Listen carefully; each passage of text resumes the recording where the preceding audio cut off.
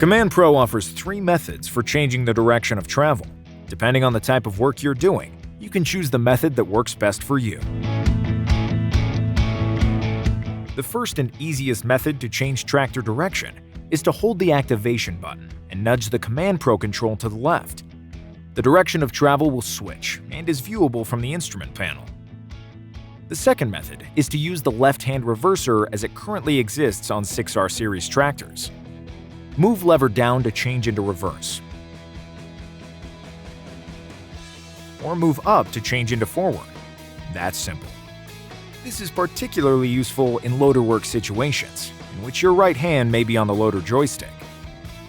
The last method is from a zero-speed, neutral, or park position.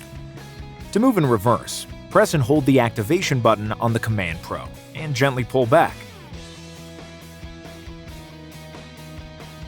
To move forward, press and hold the activation button and gently push forward.